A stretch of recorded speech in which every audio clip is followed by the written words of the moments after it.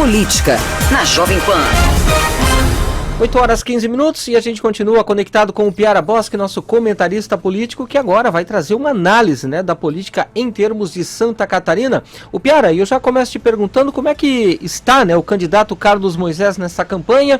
Ele deve encarar mais dificuldades aí nas próximas semanas ou não? Qual é a tua opinião sobre isso? Bom, a gente vê que o governador Moisés ele enfrenta uma campanha muito aberta, né? É um candidato à reeleição, tem que prestar contas, mas tem muitos adversários que miram. Tem candidatos que estão mirando um pouquinho mais. O Jean Loureiro é um candidato que tem focado um pouco mais as críticas no governador Moisés, mas mesmo assim Jorginho Melo também bate com força. O Esperidião Amin um pouco menos, o Décio Lima corre noutra raia, mas são muitos adversários, o que pulverizou muito essa votação do primeiro turno, e o Moisés, um governador no cargo, candidato à reeleição, geralmente tem uma largada melhor, então a eleição está bem embolada. A gente pode perceber que a entrevista aqui da Jovem Pan, ela traz temas de Joinville muito importantes, que sempre entram na campanha eleitoral. O financiamento do Hospital São José é um tema permanente. Moisés, que já está fazendo repasse de recursos, aí o eleitor joinvilense vai poder avaliar isso na comparação com os outros candidatos. E a presença do Udo Deller, né? O Udo Deller é um nome que ele é candidato a vice-governador, foi prefeito 2 vezes, e o Udo Deller, ele foi escolhido por ser de Joinville, por ser do MDB, tem essa experiência. Moisés confia nele.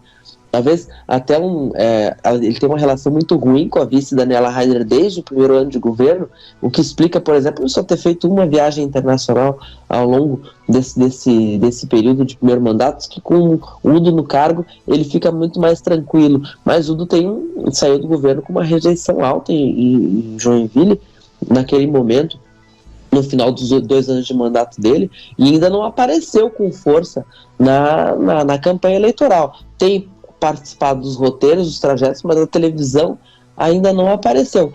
Coincidentemente, entrevistei ontem o ex-prefeito do Deller. Ele disse que não está se incomodando com isso, que não tem problema, que o momento é de focar em Moisés e que ele está participando, que está tranquilo. Vamos ver se o eleitor vai entender assim também, pessoal.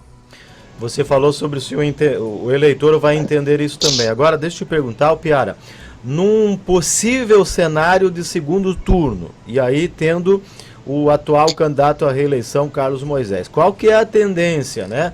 É avançar na ala bolsonarista, na ala lulista? Qual é a avaliação de um possível segundo cenário com esta composição na tua leitura, hein?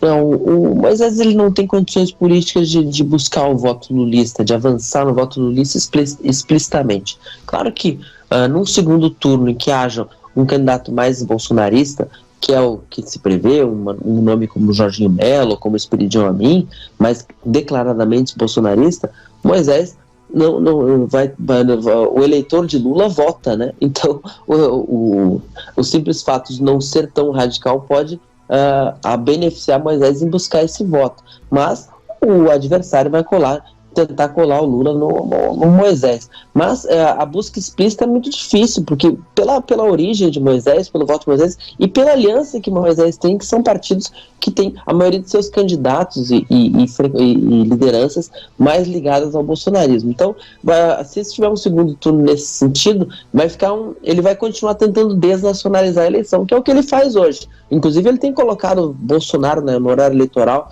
recentemente, com um trecho de uma entrevista que tem um pequeno elogio à atuação de Santa Catarina na questão de saúde na pandemia. Então, não vejo ele indo para o outro lado, mas ele vai continuar tentando dizer que tem independência em relação ao Bolsonaro, insinuando que vota em Bolsonaro e tentando estadualizar a eleição. Ok, o Piara, você continua, né, acompanhando toda essa situação em Santa Catarina e também aqui no Brasil, é claro, para trazer para a gente tudo desmiuçadinho, né, sempre com os mínimos detalhes aqui no Jornal da Manhã da Jovem Pan. Um grande abraço, muito obrigado, uma excelente terça e até amanhã, quarta, então. Até amanhã começa a batina. Até amanhã. Valeu.